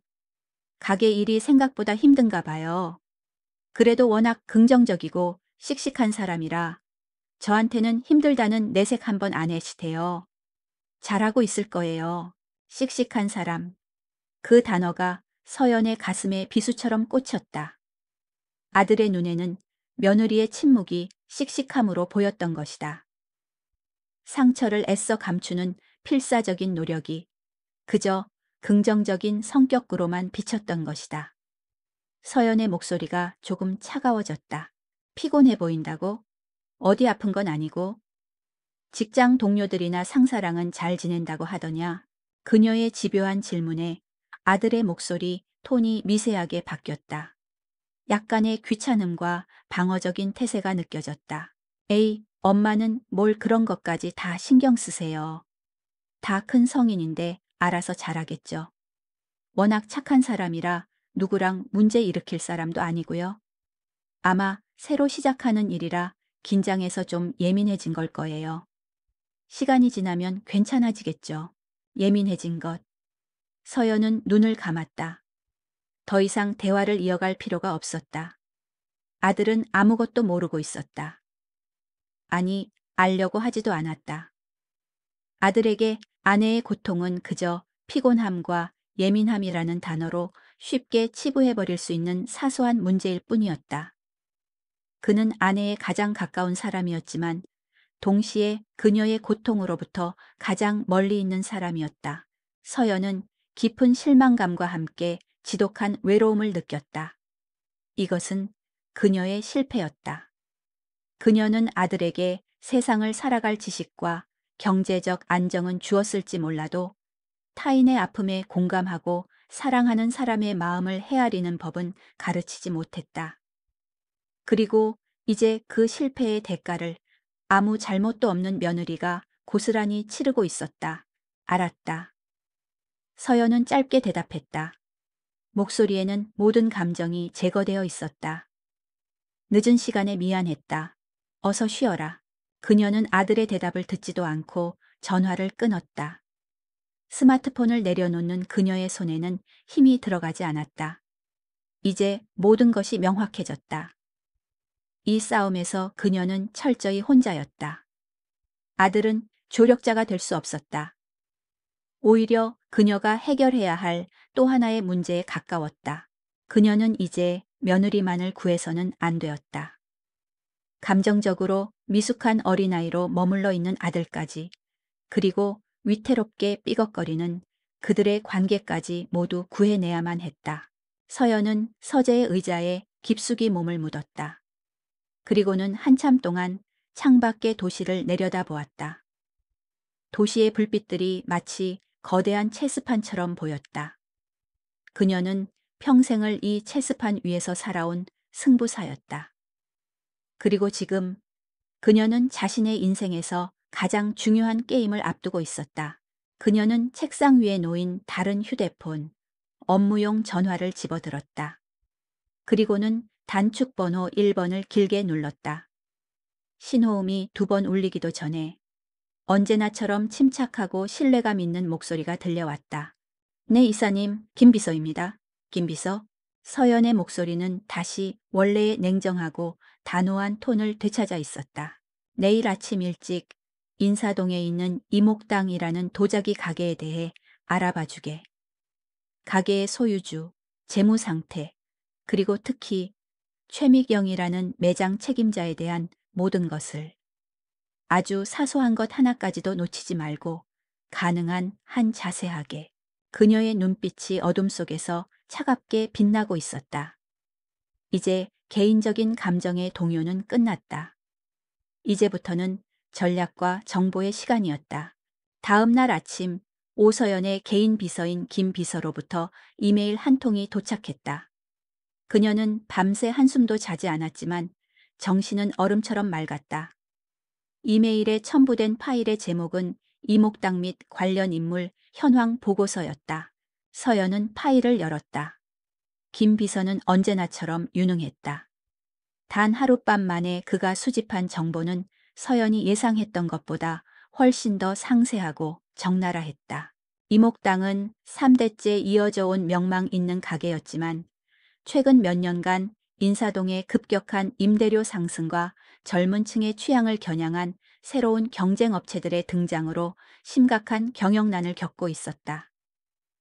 가게의 소유주는 나이가 많은 할머니였고 실질적인 운영은 15년 넘게 일해온 최미경 부장에게 전적으로 위임된 상태였다. 문제는 최미경 부장, 바로 그 최 부장이었다. 그녀의 개인 재무 상태는 최악이었다. 남편의 사업 실패로 인한 거액의 빚, 그리고 주식 투자 실패가 연달아 터지면서 그녀는 제2금융권의 고금리 대출까지 손을 댄 상태였다. 이목당의 매니저 자리는 그녀에게 마지막 남은 동아줄이나 다름없었다. 보고서에는 그녀가 매장의 판매 실적을 올리기 위해 직원들을 혹독하게 다그쳤으며 특히 최근 1월 2년 사이 신입 직원들의 평균 근무 기간이 6개월을 넘지 못했다는 내용도 포함되어 있었다. 대부분 개인 사유로 퇴사했지만 몇몇은 주변에 직장 내 괴롭힘을 암시하는 말을 남겼다는 비공식적인 정보도 있었다. 모든 퍼즐 조각이 맞춰졌다. 최 부장의 비정상적인 집착과 잔인함은 그녀의 절박한 상황에서 비롯된 것이었다. 그녀는 자신의 생존을 위해 가장 약한 고리인 지우를 희생양으로 삼아 스트레스를 풀고 다른 직원들에게 공포를 심어주며 복종을 강요하고 있었던 것이다. 서연은 보고서를 닫았다. 분노가 치밀었지만 동시에 차가운 연민도 느껴졌다. 하지만 그 연민이 그녀의 결심을 바꾸지는 못했다. 이유가 어찌 되었든 그녀의 행동은 용서받을 수 없는 것이었다. 그녀는 그날의 일정을 확인했다. 오전에는 중요한 투자심의 회의가, 오후에는 해외 지사장과의 화상 컨퍼런스가 잡혀 있었다. 수천억 원의 자금이 오가는 그녀의 인생 그 자체였던 일들이었다. 서연은 비서에게 전화를 걸었다. 김 비서, 오늘 일정 전부 취소하게. 네? 이사님, 하지만 오늘 투자 심의는 더 중요한 일이 생겼네. 서연은 단호하게 말하고 전화를 끊었다. 그녀는 옷장으로 가 가장 단순하고 하지만 가장 위험 있어 보이는 검은색 정장을 꺼내 입었다. 화장대 앞에 앉아 꼼꼼하게 화장을 했지만 그것은 아름다워 보이기 위함이 아니었다. 그것은 전투를 앞둔 장수가 갑옷을 입는 것과 같은 행위였다. 차를 몰아 다시 인사동으로 향하는 길. 그녀의 마음은 놀라울 정도로 평온했다. 더 이상 분노도 슬픔도 망설임도 없었다. 오직 명확한 목표와 그것을 실행할 차가운 의지만이 남아 있었다. 이목당에 도착했을 때 가게 안의 공기는 살얼음판처럼 팽팽했다. 어제의 다랑아리 사건 때문인지 직원들은 모두 입을 꾹 다문 채 제 할 일만 하고 있었다. 최 부장은 평소보다 훨씬 더 신경질적인 표정으로 카운터에 서서 서류를 뒤적이고 있었다. 그녀의 눈은 사소한 꼬투리라도 잡으려는 듯 하이에나처럼 번뜩였다. 그리고 그 먹잇감은 예상대로 한지우였다. 사건의 발단은 아주 사소한 것이었다. 한 손님이 어제 구매한 찻잔 세트의 색상이 마음에 들지 않는다며 환불을 요청했다. 규정상 문제는 없었지만 최 부장에게는 쌓여있던 화를 터뜨릴 좋은 빌미가 되었다. 손님이 가게를 나간 직후 최 부장은 지우를 가게 뒤편, 다른 손님들의 눈에 잘 띄지 않는 작업대 앞으로 끌고 갔다. 한지우 씨. 그녀의 목소리에는 노골적인 경멸이 담겨 있었다. 너는 손님 응대할 때 도대체 무슨 생각을 하는 거야? 손님이 어떤 색을 좋아하는지, 취향이 어떤지 파악해서 추천해야 할 거 아니야. 그냥 달라는 대로 물건만 띡 내주면 끝이야. 죄송합니다, 부장님. 하지만 어제 그 손님께서는 분명히 이 색이 좋다고 하셔서 지우가 조심스럽게 해명하려 했지만 최 부장은 말을 잘랐다. 말대꾸? 지금 네가 나를 가르치려고 들어? 어제 그 비싼 다랑가리 깨먹은 것만 해도 모자라서 이제는 매출까지 깎아먹겠다 이거지? 너 같은 거 하나 때문에 우리 가게가 망하게 생겼어. 시골에서 올라와서 아무것도 모르면 시키는 대로라도 잘해야 할 거 아니야? 폭언이 쏟아졌다. 다랑가리 사건의 진실을 아는 최 부장 본인이 오히려 그것을 지우를 공격하는 무기로 삼고 있었다. 지우는 입술을 굳게 다문 채 바닥만 내려다보았다. 그녀의 침묵은 굴복의 표시였지만 최 부장의 눈에는 그것이 뻔뻔한 저항으로 보였다. 대답 안 해? 네가 아직도 뭘 잘했다고 그렇게 뻣뻣하게 서 있어? 분노를 이기지 못한 최 부장은 순간적으로 이성을 잃었다. 그녀는 손을 뻗어 지우의 어깨를 강하게 밀쳤다. 정신 똑바로 차리라고. 지우는 비명을 지를 틈도 없이 뒤로 비틀거리며 넘어졌다. 그녀의 등이 뒤편 선반에 부딪혔고 선반 위에 아슬아슬하게 놓여있던 작은 사발 몇 개가 요란한 소리를 내며 바닥으로 떨어졌다. 다행히 깨지지는 않았지만 그 소리는 가게 안의 모든 사람들의 시선을 집중시키기에 충분했다. 바로 그 순간이었다. 가게 문이 열리며 오서연이 안으로 들어섰다. 그녀는 바닥에 주저앉아 있는 지우와 그런 지우를 경멸 어린 눈으로 내려다보는 최 부장의 모습을 정확히 포착했다. 이야기는 마침내 처음 시작되었던 그 장면으로 돌아와 있었다. 서연은 천천히 하지만 망설임 없는 걸음으로 그들에게 다가갔다. 또각또각 그녀의 구두 소리가 마치 최 부장의 운명의 종지부를 찍는 카운트다운처럼 울려 퍼졌다. 잠깐만요. 아무런 감정도 실리지 않은 지극히 사무적인 목소리가 두 사람 사이에 끼어들었다. 최 부장은 방해받았다는 사실에 짜증을 내며 고개를 돌렸다. 며칠간 가게를 들락거리던 돈 좀 있어 보이는 손님이라는 것을 알아보았지만 지금은 그런 것을 신경 쓸 겨를이 없었다. 이옵니까, 손님? 지금 저희 직원 교육 중인 거 안 보이세요? 그녀가 퉁명스럽게 쏘아붙였다. 하지만 서연은 그녀의 말에 대꾸하는 대신 한 걸음 더 다가섰다. 그리고는 바닥에 주저앉은 지우가 아닌 오직 최 부장의 눈을 똑바로 응시하며 물었다. 방금 저 아이에게 손을 댔습니까? 그녀의 눈빛은 너무나도 차갑고 고요해서 오히려 비현실적으로 느껴질 정도였다. 최 부장은 자신도 모르게 한 걸음 뒤로 물러섰다. 본능적인 위기감을 느꼈다. 직원 교육 중에 일어난 사소한 접촉일 뿐입니다. 손님께서 상관하실 바 아닙니다. 최 부장이 허둥지둥 변명했다. 하지만 서연의 다음 말은 그 모든 변명을 무의미하게 만드는 서늘한 비수였다. 누가 당신에게 서연은 아주 천천히 한 글자 한 글자 힘을 주어 말했다.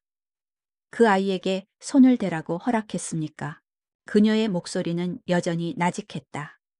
하지만 그 안에는 수십 년간 권력의 정점에서 살아온 사람만이 가질 수 있는 거스를 수 없는 절대적인 힘이 실려 있었다. 최 부장은 그 앞에서 완전히 얼어붙었다. 지우는 바닥에 주저앉은 채 갑자기 나타나 자신을 변호하는 이 낯선 여인을 망견한 눈으로 올려다볼 뿐이었다. 정적이 흘렀다. 길고 숨 막히는 정적. 이제 주사위는 던져졌다. 최 부장은 오서연의 눈빛 앞에서 완전히 압도당했다.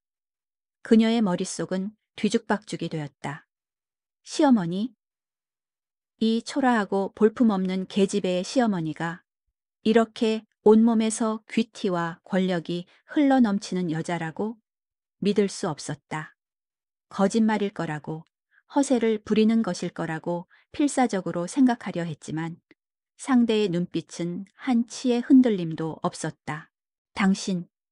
당신이 뭔데 여기서 이래라 저래라 하는 겁니까? 최 부장이 마지막 자존심을 끌어모아 소리쳤다. 서연은 희미하게 경멸이 담긴 미소를 지었다.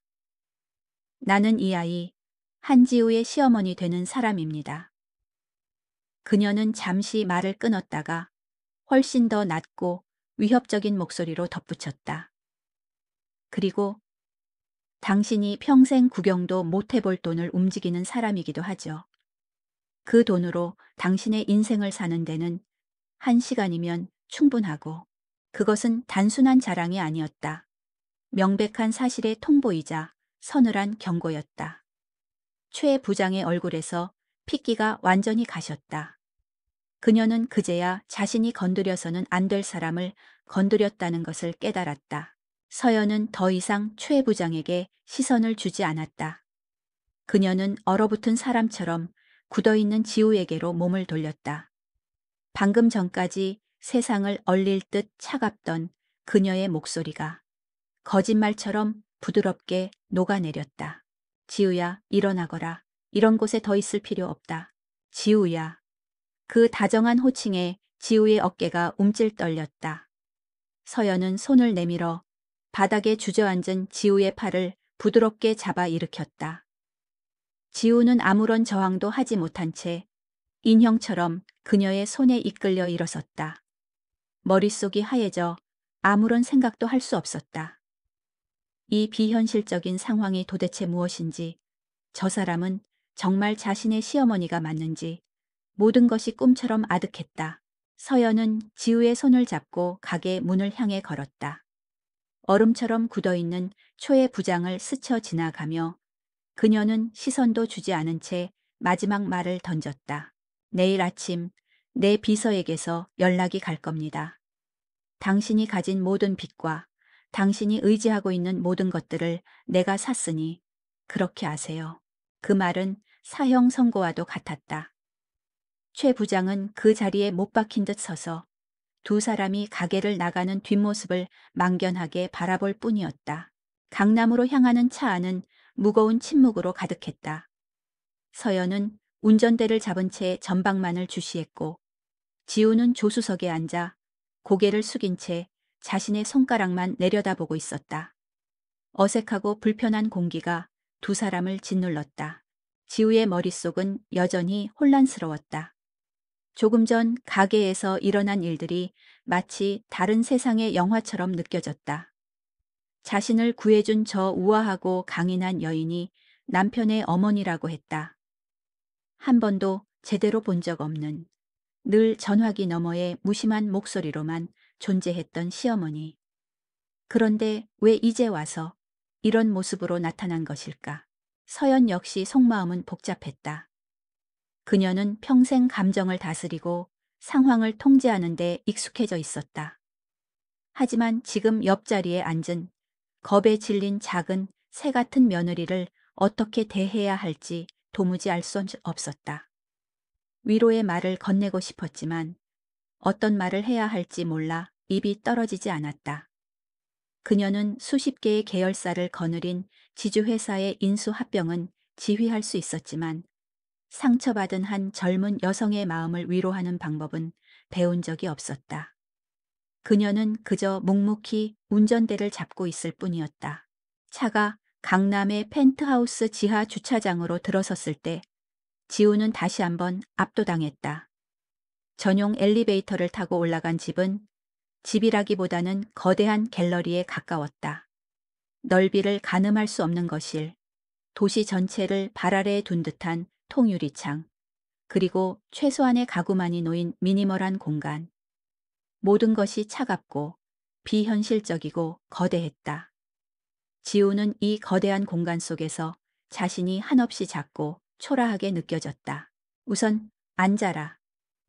서연이 어색하게 소파를 가리켰다. 물 마실래? 주스? 아니면 차라도 한 잔 줄까?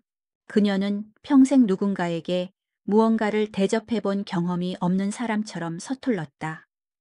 그 모습에 지우는 어쩐지 긴장이 조금 풀리는 것을 느꼈다. 지우가 소파 끝에 조심스럽게 걸터앉는 순간 그동안 억지로 눌러왔던 모든 감정의 댐이 무너져 내렸다. 안전한 공간에 도착했다는 안도감, 그리고 지난 몇 달간 겪었던 서름과 모멸감, 거기에 방금 겪은 충격적인 상황까지 한꺼번에 몰려왔다. 그녀는 소리내어 울지 않았다. 그저 어깨를 들썩이며 눈물을 뚝뚝 떨어뜨리기 시작했다. 흐느낌을 참으려 입술을 깨물었지만 한번 터져나온 눈물은 멈추지 않았다. 서연은 당황했다. 그녀는 눈물을 어떻게 다뤄야 할지 전혀 몰랐다. 다가가 등을 두드려 주어야 할까? 아니면 휴지를 건네야 할까? 망설이던 그녀는 결국 가장 서툰, 그러나 가장 진솔한 방법을 택했다.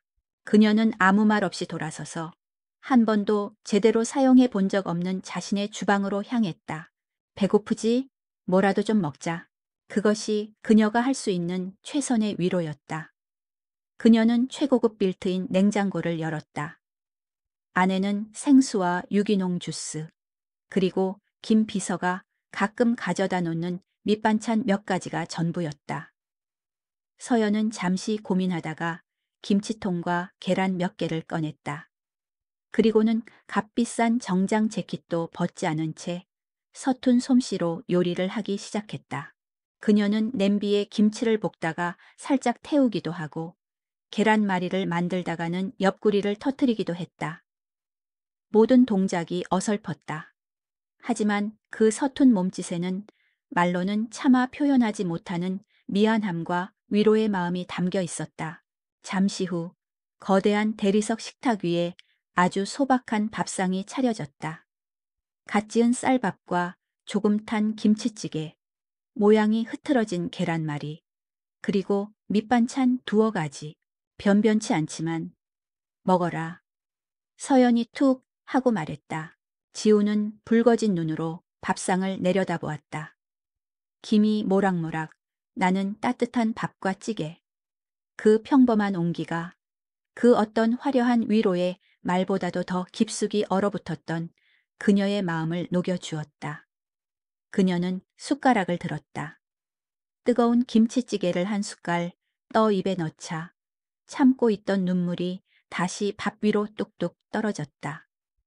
찌개는 조금 짰지만 이상하게도 세상에서 가장 맛있는 음식처럼 느껴졌다. 한참 동안 식탁에는 지우의 조용한 흐느낌과 숟가락이 그릇에 부딪히는 소리만이 감돌았다. 서연은 아무것도 먹지 않고 그저 맞은편에 앉아 지우가 밥을 다 먹을 때까지 묵묵히 지켜봐 주었다. 지우가 밥 한 그릇을 거의 다 비웠을 때 그녀는 마침내 고개를 들어 서연을 보았다. 그리고는 갈라진 목소리로 간신히 입을 열었다. 어머니, 왜 이제야 나타나셨어요? 왜 저를 도와주셨어요? 하는 수많은 질문이 그 한마디에 담겨 있었다. 서연은 지우의 눈을 피하지 않고 똑바로 바라보았다. 그리고는 평생 누구에게도 해본 적 없는 말을 아주 어렵게 꺼냈다. 다 내 탓이다. 그녀의 목소리가 미세하게 떨렸다. 내가 너무 늦게 알았다. 그래서 미안하다, 지우야.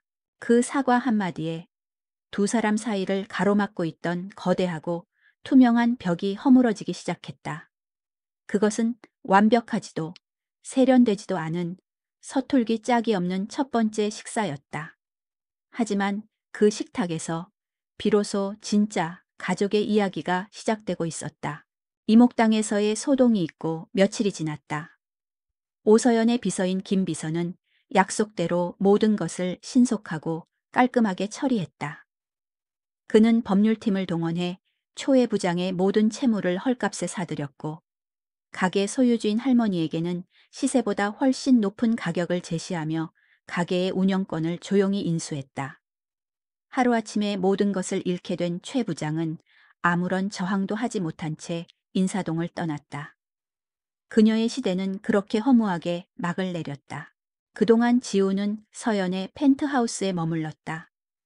갑자기 직장을 잃은 그녀는 갈 곳이 없었고 서연은 그것을 당연하게 받아들였다. 두 사람 사이에는 여전히 어색한 침묵이 흘렀지만 그 침묵은 더 이상 불편하지 않았다. 그것은 서로의 상처를 조심스럽게 들여다보며 적당한 거리를 유지해주는 배려의 침묵이었다. 지우는 서연의 눈치를 보며 집안일을 돕거나 조용히 책을 읽으며 시간을 보냈다. 그녀는 자신을 구해준 시어머니에게 무한한 감사를 느꼈지만 동시에 앞으로 어떻게 살아가야 할지 막막했다. 언제까지고 이 거대한 집에 신세를 질 수는 없는 노릇이었다. 그녀는 다시 구직 사이트를 뒤져야 할 것이고 어쩌면 또 다른 이목당에서 또 다른 최 부장을 만나게 될지도 몰랐다. 생각만 해도 숨이 막혔다. 서연은 그런 지우의 불안을 정확히 읽고 있었다. 그녀는 며느리에게서 과거 자신의 모습을 보았다. 재능과 열정은 있지만 그것을 펼칠 기회와 방법을 몰라 세상의 벽 앞에서 좌절하던 젊은 날의 자신. 서연은 깨달았다. 최 부장을 내쫓은 것은 응급처치에 불과했다. 상처의 근본적인 원인을 치료하지 않으면 며느리는 언제든 다시 같은 상처를 입게 될 것이다. 그녀는 돈을 주는 쉬운 길을 택하고 싶지 않았다. 거에게 돈을 쥐어주며 이제 이걸로 네가 하고 싶은 것 마음대로 하렴 이라고 말하는 것은 그녀가 아들에게 평생 저질러온 실수와 다를 바 없었다. 그것은 상대를 동등한 인격체로 존중하는 것이 아니라 자신의 통제 아래 두는 또 다른 방식의 오만일 뿐이었다. 그녀는 다시 김 비서에게 지시를 내렸다. 이번에는 가게가 아니라 며느리 한지우라는 사람 자체에 대한 조사를 부탁했다. 한지우 씨의 과거에 대해 알아봐 주게. 특히 제주도에 있을 때 뭘 해쳤는지, 학교는 어디를 나왔고 전공은 무엇이었는지 아주 자세하게. 며칠 후 김 비서가 보내온 두 번째 보고서는 서연에게 놀라움과 함께 깊은 안타까움을 안겨주었다. 보고서에 따르면 지우는 서울의 한 명문 대학에서 도예를 전공한 재원이었다. 그녀는 졸업 후 고향인 제주도로 내려가 자연을 담다라는 이름의 작은 도자기 공방을 열었다. 보고서에는 당시 지우가 운영하던 블로그에서 가져온 작품 사진들이 첨부되어 있었다. 서연은 사진들을 하나하나 넘겨보았다. 그곳에는 그녀가 이목당에서 보았던 값비싼 작품들과는 전혀 다른 세계가 있었다. 제주도의 현무암을 닮은 투박한 질감의 그릇, 파도의 물결을 담은 듯한 푸른빛 찻잔, 그리고 유채꽃을 연상시키는 노란색의 작은 화병. 모든 작품에서 기교 대신 순수함이, 화려함 대신 자연에 대한 깊은 애정이 느껴졌다. 이것은 재능의 문제였다. 지우는 단순한 판매원이 아니라 자신만의 뚜렷한 예술 세계를 가진 진정한 예술가였다. 보고서는 공방이 문을 닫게 된 이유도 설명하고 있었다. 재료비와 가마 유지비를 감당하기 어려웠던 경제적인 문제, 예술가 특유의 사업 수완 부족, 그리고 민준과 결혼하며 서울로 올라와야 했던 현실적인 상황들이 겹쳐 있었다. 그녀는 꿈을 지키기 위해 노력했지만 결국 현실의 벽 앞에서 스스로 꿈을 접었던 것이다. 서연은 노트북을 덮고 깊은 생각에 잠겼다. 가슴 한쪽이 저릿하게 아파왔다. 저토록 빛나는 재능을 가진 아이가 고작 월급 몇 푼을 벌기 위해 그 모욕적인 환경을 견뎌왔다는 사실이 그녀를 슬프게 했다. 그리고 동시에 그녀의 머릿속에서 새로운 계획이 구체적인 형태를 갖추기 시작했다. 그날 저녁 서연은 지우를 자신의 서재로 불렀다. 서재는 그녀의 펜트하우스에서 가장 그녀다운 공간이었다. 한쪽 벽면을 가득 채운 경제 서적들과 세계 금융시장의 흐름을 보여주는 여러 개의 모니터가 번쩍이고 있었다. 그녀는 지우를 손님용 의자가 아닌 자신의 맞은편, 동등한 위치의 의자에 앉혔다. 지우야. 서연은 김 비서에게서 받은 보고서를 지우 앞에 내밀었다. 네가 제주도에서 이런 공방을 했었다고 들었다. 보고서에 담긴 자신의 옛 작품 사진들을 본 지우의 얼굴이 하얗게 질렸다. 그녀는 당황하며 손사래를 쳤다. 아, 어머니, 그건 그냥 어릴 때 철없이 취미로 작게 했던 거예요. 오래전 일이라 부끄럽습니다. 부끄럽다고? 서연이 되물었다. 내 눈에는 이게 그냥 취미로 보이지는 않는구나. 여기에는 너만의 이야기가 있고 너만의 색깔이 있어. 이건 재능이야. 아주 좋은 재능. 서연은 자리에서 일어나 자신이 이목당에서 사왔던 작은 찻잔 하나를 가져왔다. 지우가 만든 것은 아니었지만 어딘가 지우의 작품과 닮은 구석이 있는 소박한 잔이었다. 나는 평생을 돈과 숫자를 보고 살아온 사람이다. 나에게 예술은 그저 수익률을 계산해야 하는 또 다른 투자 상품에 불과했지. 그런데 이상하게도 네가 있던 그 가게의 그릇들이 그리고 네 옛 작품들이 자꾸만 눈에 밟히더구나. 그녀는 다시 자리에 앉아 지우의 눈을 똑바로 바라보았다. 나는 사업가다. 그리고 나는 가능성 있는 재능에 투자하는 것을 좋아하지. 그녀의 목소리에는 서재의 분위기처럼 진지하고 공적인 힘이 실려 있었다. 나는 너의 시어머니로서가 아니라 투자자 오서연으로서 너에게 제안을 하나 하고 싶다. 지우는 숨을 죽였다. 네오의 예술에 내가 투자하겠다. 지우의 눈이 크게 뜨였다. 그녀는 자신의 귀를 의심했다. 투자라니. 어머니, 그게 무슨... 이건 선물이 아니다. 이건 비즈니스다. 서연은 지우의 말을 잘랐다. 내가 공방을 차릴 모든 자본을 제공하겠다. 파주 헤일이 예술마을에 괜찮은 장소를 하나 봐 두었다. 넌 그곳에서 네가 만들고 싶은 작품을 마음껏 만들면 된다. 대신 너는 네 재능과 시간을 투자하는 거야. 우리는 동업자 관계가 되는 거다. 발생한 수익은 정해진 비율에 따라 나눌 것이고 만약 네가 원한다면 나중에 내 투자 원금을 갚고 공방의 완전한 주인이 될 수도 있어. 지우는 아무 말도 할 수 없었다. 눈앞이 뿌옇게 흐려졌다. 그녀를 감동시킨 것은 돈이나 공방이라는 장소가 아니었다. 자신을 동정의 대상이나 보호해야 할 며느리가 아닌 동등한 파트너이자 재능 있는 예술가로 인정해주는 시어머니의 그 태도였다. 그녀의 자존심을 조금도 상하게 하지 않으려는 그 깊은 배려였다. 저는 그렇게 큰 돈을 받을 자격이 없어요. 실패하면 어떡해요? 지우의 목소리가 떨렸다. 실패를 두려워하는 투자자는 없다. 리스크를 계산하고 감수할 뿐이지. 서연이 단호하게 말했다. 그리고 나는 너라는 재능에 대한 내 분석을 믿는다. 나는 네가 반드시 성공해서 내 투자금을 몇 배로 불려줄 거라고 기대하고 있다. 그러니 대답해라, 한지우 작가. 내 제안을 받아들이겠나? 한지우 작가. 그 호칭을 듣는 순간 지우는 더 이상 눈물을 참을 수 없었다. 그녀는 고개를 숙인 채 뜨거운 눈물을 뚝뚝 흘렸다. 그것은 서러움의 눈물이 아니었다. 짓밟히고 잊혀졌던 자신의 꿈과 이름을 되찾은 것에 대한 벅찬 감격의 눈물이었다.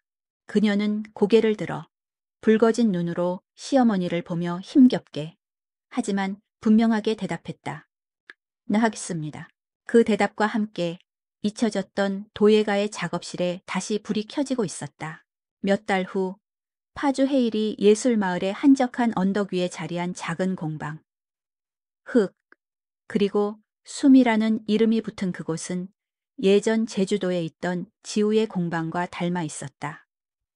인위적인 장식은 최대한 배제하고 커다란 통유리창을 통해 햇살이 온종일 들어오는 따뜻하고 소박한 공간이었다. 이른 아침 지우는 물레 앞에 앉아 있었다. 그녀의 두 손은 흙으로 범벅이 되어 있었지만 그 움직임에는 조금의 망설임도 없었다. 부드러운 흙덩이가 그녀의 손길 아래에서 살아있는 생명체처럼 춤을 추며 서서히 아름다운 곡선을 가진 항아리의 형태로 빚어지고 있었다. 그녀의 얼굴에는 깊은 집중과 함께 이 세상 그 무엇과도 바꿀 수 없는 평화로운 행복감이 깃들어 있었다. 이목당에서 일하던 시절에 불안하고 위축된 모습은 온데간데 없었다. 흙을 만지고 있는 그녀는 온전한 자신이었고 세상의 주인이었다. 공방 한쪽에는 그녀가 지난 몇 달간 만들어낸 작품들이 햇볕을 쬐며 건조되고 있었다. 어떤 것은 거친 현무암의 질감을 닮았고 어떤 것은 부드러운 모래 해변의 색을 띠었다. 각각의 작품에는 제주도의 바람과 파도 그리고 흙의 숨결이 담겨 있었다. 그녀는 더 이상 누군가의 취향을 맞추기 위해 혹은 판매 실적을 위해 작품을 만들지 않았다. 그녀는 오직 자신의 내면에서 흘러나오는 이야기를 흙으로 빚어낼 뿐이었다. 그때 공방의 문이 조용히 열리며 민준이 들어왔다. 그의 손에는 따뜻한 커피 2잔이 들려 있었다. 건축 설계사무소의 바쁜 업무에도 불구하고 그는 주말마다 이곳을 찾아 아내의 곁을 지켰다. 지우야, 힘들지 않아? 잠깐 쉬었다가 해. 민주는 커피 한 잔을 지우의 작업대 옆에 놓아주었다.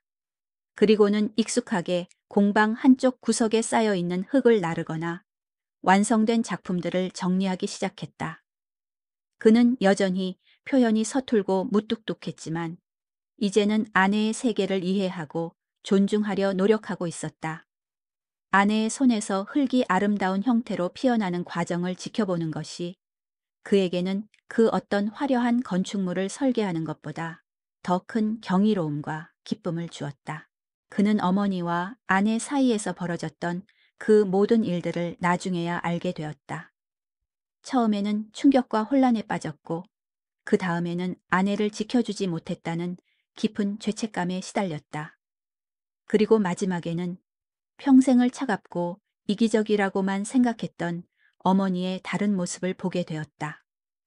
어머니가 아내에게 건넨 방식은 그녀가 평생 자신에게 해주지 못했던 서툴지만 가장 진실된 사랑의 표현이었다. 그날 이후 민주는 조금씩 변하기 시작했다. 그는 어머니에게 먼저 안부 전화를 걸기 시작했고 아내의 이야기에 더 깊이 귀를 기울이게 되었다. 지우는 작업을 멈추고 남편이 건넨 커피를 한 모금 마셨다. 창밖으로 보이는 파란 하늘과 푸른 나무들이 눈부셨다. 그녀는 민준을 보며 환하게 웃었다. 이목당에서 잃어버렸던, 아니, 어쩌면 그 이전부터 잊고 살았던 진짜 미소였다. 바로 그 순간이었다. 공방의 마당으로 검은색 세단 한 대가 조용히 미끄러져 들어왔다. 차에서 내린 사람은 오서연이었다. 그녀는 평소에 딱딱한 정장 대신 편안한 베이지색 니트와 면바지를 입고 있었다. 마치 주말에 딸의 집에 마시러 온 평범한 어머니의 모습 같았다. 어머니! 지우와 민준이 반갑게 그녀를 맞았다. 일하는데 방해한 건 아니지? 서연은 멋쩍게 웃으며 말했다. 그녀의 손에는 작은 바구니가 들려 있었다. 안에는 갓 구운 빵과 신선한 과일이 담겨 있었다. 평생 누군가를 위해 이런 것을 사본 적 없는 그녀였지만 이제는 제법 익숙해져 있었다. 아니에요, 어머니. 마침 쉬려던 참이었어요. 잘 오셨어요? 지우는 흙 묻은 손을 앞침에 닦으며 서연을 공방 안으로 안내했다. 서연은 새로 완성된 작품들을 천천히 둘러보았다. 그녀는 여전히 도자기에 대해 잘 알지 못했다. 하지만 그녀는 이제 이 작품들이 단순한 흙덩이가 아니라 며느리의 영혼의 조각이라는 것을 알 수 있었다. 그녀의 눈길이 유난히 따뜻하고 부드러웠다. 이 항아리는 꼭 너를 닮았구나. 서연이 갓 형태를 갖춘 지우의 항아리를 보며 나직이 말했다. 겉은 부드러워 보이지만 속은 아주 단단하고 깊이가 있어. 지우는 아무 말 없이 미소 지었다. 세 사람은 공방 앞 작은 나무 탁자에 둘러앉았다. 서연이 가져온 빵과 지우가 직접 만든 찻잔에 담긴 따뜻한 차가 함께하는 소박한 오후였다. 세 사람 사이에는 더 이상 어색한 침묵이나 숨 막히는 긴장감이 없었다. 그저 서로의 존재를 편안하게 느끼며 함께하는 이 순간의 평화를 즐기고 있었다. 서연은 흙먼지가 묻은 손으로 찻잔을 든 채 행복하게 웃고 있는 아들과 며느리를 물끄러미 바라보았다. 그녀가 평생을 좇았던 성공과 부가 결코 주지 못했던 완전한 충만감이 밀려왔다. 그녀는 이제야 깨달았다. 진정한 성공이란 더 많은 것을 소유하는 것이 아니라 사랑하는 사람들과 함께 온기를 나누는 것이라는 것을. 창밖으로 오후의 햇살이 길게 늘어지며 공방 마당을 황금빛으로 물들이고 있었다. 그 빛 속에서 갓 빚어진 도자기들이 숨을 쉬며 마르고 있었다. 마치 상처를 극복하고 새로운 삶을 시작하는 세 사람의 모습처럼. 오서연은 찻잔을 내려놓고 처음으로 아무런 계산이나 의도 없이 진심으로 환하게 웃었다. 수십 년간 그녀를 올감했던 고독의 성벽이 완전히 허물어지는 순간이었다. 그녀는 이제 더 이상 외로운 여왕이 아니었다.